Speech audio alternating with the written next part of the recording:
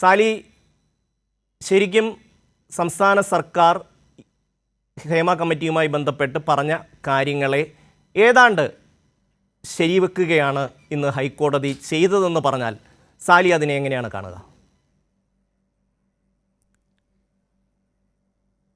അതായത് ഇന്ന് കോടതിയിൽ നടന്ന നടപടിക്രമങ്ങളുടെ പൂർണ്ണ രൂപം വിശദീകരിച്ചാൽ ആ കാര്യം എന്താണ് നടന്നത്, എന്താണ് കോടതി ഉദ്ദേശിച്ചത്, എങ്ങനെയാണ് സർക്കാർ അക്കാര്യം വിശദീകരിച്ചത് എന്ന് മനസ്സിലാകും. തുടക്കത്തിൽ തന്നെ ഈ റിപ്പോർട്ട് സമർപ്പിച്ചതിന് ശേഷം കോടതി ചില നടപടികളിലേക്ക് കടന്നു. ഇതുമായി ബന്ധപ്പെട്ട 6 ഹർജികളും ഒരു ഇംപ്ലീഡിംഗ് പെറ്റീഷനുമാണ് അതിലുണ്ടായിരുന്നത്. അതിൻ്റെ നടപടികളിലേക്ക് കടന്നു. അപ്പോൾ കോടതി ഇതിൽ എന്താണ് ഇതുവരെ സർക്കാർ ചെയ്തത് എന്ന് വാക്കാൽ ചോദിച്ചു ജസ്റ്റിസ് ജയശങ്കരൻ നമ്പ്യാർ. അപ്പോൾ അഡ്വക്കേറ്റ് ജനറൽ നേരിട്ടാണ് കോടതിയിൽ ഹാജരായത്. അഡ്വക്കേറ്റ് ജനറൽ വിശദീകരിച്ചു, ഇതിലൊരു SIT, ഒരു പ്രത്യേക അന്വേഷണ സംഘത്തെ നിയോഗിച്ചിട്ടുണ്ട്. അപ്പോൾ കോടതി പറഞ്ഞു, ഇത് അന്വേഷണ സംഘം എന്ന് പറയുന്നത് ഹേമ കമ്മിറ്റിയുമായി ബന്ധപ്പെട്ടാണോ അതോ മറ്റെന്തെങ്കിലും ആണോ, മറ്റേതെങ്കിലും പരാതികളിലാണോ? അപ്പോൾ അഡ്വക്കേറ്റ് ജനറൽ പറഞ്ഞത്, പുറത്ത് ഈ ഹേമ കമ്മിറ്റി റിപ്പോർട്ട് പുറത്തു വന്നതിന് ശേഷം മറ്റ് വിവിധ ഇടങ്ങളിൽ നിന്നായി വിവിധ പ്ലാറ്റ്ഫോമുകളിൽ പരാതികൾ ഉയർന്നു വന്നിട്ടുണ്ട്. അതെല്ലാം ആ പ്രത്യേക അന്വേഷണ സംഘം അന്വേഷിക്കുന്നു. 23 കേസുകൾ രജിസ്റ്റർ ചെയ്തിട്ടുണ്ട്. അന്വേഷണം പുരോഗമിക്കുന്നു. അപ്പോൾ കോടതി ഈ ഹേമ കമ്മിറ്റി റിപ്പോർട്ടിൽ ചില വിവരങ്ങളുണ്ടല്ലോ, അതിലെന്ത് നടപടിയെടുത്തു, അതിൽ ക്രിമിനൽ ഒഫൻസസ് ഉണ്ടല്ലോ, അതിൽ പ്രോസിക്യൂഷൻ ഉൾപ്പെടെയുള്ള നടപടിയിലേക്ക് കടന്നോ, FIR ഇട്ടോ തുടങ്ങി സർക്കാർ വിശദീകരിച്ചത് അതിൻ്റെ പരിമിതികളാണ്. അത് മുമ്പ് നമ്മൾ കേട്ടിട്ടുള്ളതാണ്. എന്താണ് അതിൻ്റെ പരിമിതി എന്ന് അഡ്വക്കേറ്റ് ജനറൽ ഇന്ന് കോടതിയെ അറിയിച്ചു. അതായത് ഈ റിപ്പോർട്ടിൽ മൊഴി നൽകിയ ആളുകൾ പ്രഥമമായി പറഞ്ഞ കാര്യം, തങ്ങളെക്കുറിച്ചുള്ള വിവരങ്ങളോ തങ്ങൾ പറയുന്ന കാര്യങ്ങളോ പബ്ലിക് പ്ലാറ്റ്ഫോമിൽ ഒരു കാരണവശാലും വരരുത്. ഇത് ഏതെങ്കിലും തരത്തിലുള്ള നിയമ നടപടികളിലേക്ക് പിന്നീട് കടക്കാനിടയാകരുത്. അങ്ങനെ ഉറപ്പുണ്ടെങ്കിൽ മാത്രം തങ്ങൾ വിവരങ്ങൾ നൽകാം എന്ന് പറഞ്ഞതിൻ്റെ അടിസ്ഥാനത്തിൽ ചില വിവരങ്ങൾ, ചില നറേഷൻസ് നൽകുക മാത്രമാണ് ചെയ്തിട്ടുള്ളത് എന്ന് അഡ്വക്കേറ്റ് ജനറൽ കോടതിയെ വിശദീകരിച്ചു. അപ്പോൾ ആ നറേഷനിന്മേൽ എന്തുകൊണ്ടാണ് തുടർ നടപടി ഉണ്ടാവാത്തത് എന്ന് ചോദിച്ചപ്പോൾ അതിനും അഡ്വക്കേറ്റ് ജനറൽ കൃത്യമായി വിശദീകരണം നൽകി. ആ നറേഷനുകളിൽ ചില നറേഷൻസ് മാത്രമേ ഉള്ളൂ. ആരാണെന്നോ എവിടെയാണെന്നോ എപ്പോൾ നടന്നുവെന്നോ place of crime, time of crime, അത്തരം ഈ ഒഫൻസുമായി ബന്ധപ്പെട്ട കാര്യങ്ങൾ ഒന്നും വിശദമാക്കാത്ത ചില വിവരങ്ങൾ മാത്രമാണ് ഉണ്ടായിരുന്നത്. അതിൻ്റേതായ പരിമിതികളുമുണ്ട്.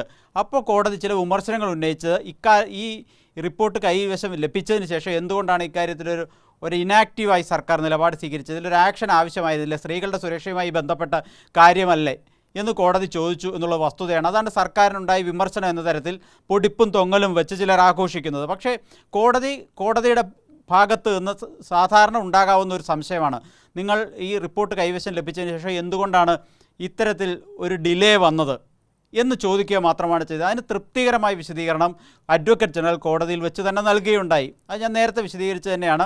ഈ മൊഴി തന്ന ആളുകൾക്ക് പറയാൻ താല്പര്യമുണ്ടായിരുന്നില്ല, അവരുടെ പേരുവിവരങ്ങൾ വെളിപ്പെടുത്താൻ താല്പര്യമുണ്ടായിരുന്നില്ല. ഈ കമ്മിറ്റിക്ക് തന്നെ ഇക്കാര്യത്തിൽ അത് പുറത്തു വരണം, അത് പുറത്ത് ആകണം, അല്ലെങ്കിൽ നിയമ നടപടി വേണം എന്നൊരാവശ്യം കമ്മിറ്റിക്ക് തന്നെ ഉണ്ടായിരുന്നില്ല. അപ്പോൾ സർക്കാരിൻ്റെ പരിമിതി അതാണ് എന്ന് സർക്കാരിന് കോടതിയെ ബോധ്യപ്പെടുത്താൻ കഴിഞ്ഞു. അതോടുകൂടി അതുമായി ബന്ധപ്പെട്ട വിമർശനങ്ങൾ എല്ലാം അവസാനിച്ചു. പിന്നീട് മർമ്മപ്രധാനമായ നടപടികളിലേക്ക് കോടതി കടക്കുകയുണ്ടായത്.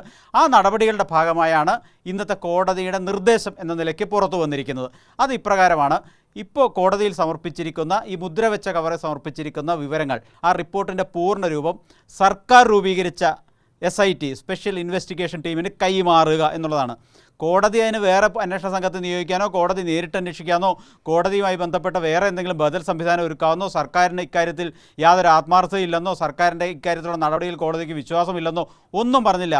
സർക്കാർ നിയോഗിച്ച DGP പ്രത്യേക ഉത്തരവിട്ട് നിയോഗിച്ച ആ പ്രത്യേക അന്വേഷണ സംഘം, 4 വനിതാ IPSകാർ ഉൾപ്പെടുന്ന അന്വേഷണ സംഘം, അവർ തന്നെ ഇത് അന്വേഷിക്കട്ടെ എന്നാണ് പറഞ്ഞത്. സർക്കാരിന് തിരിച്ചടിയാണെങ്കിൽ ആ സംഘം പോരാ, കോടതി സംഘത്തെ നിയോഗിക്കാം, കോടതി നേരിട്ട് അന്വേഷിക്കാം, കോടതി അതിന് മേൽനോട്ടം വഹിക്കാം എന്നൊക്കെ കോടതി പറയുമായിരുന്നു. അങ്ങനെ മുമ്പ് പറഞ്ഞ പല ഇൻസിഡൻസും ഉണ്ട് താൻ. പക്ഷേ ഈ സംഭവത്തിൽ ഹേമ കമ്മിറ്റിയിന്മേൽ സർക്കാരിന് പറയാനുള്ളത് സർക്കാർ പറഞ്ഞു കഴിഞ്ഞപ്പോൾ കോടതിക്ക് ഒരു കാര്യം ബോധ്യപ്പെട്ടു, എന്താണ് സർക്കാരിൻ്റെ ഇക്കാര്യത്തിലുള്ള പരിമിതി എന്നുള്ളത്. തുടർ നടപടികളിലേക്ക് കടന്നത് സർക്കാർ എടുത്ത നടപടികളുടെ ബാക്കിയായിട്ടാണ്.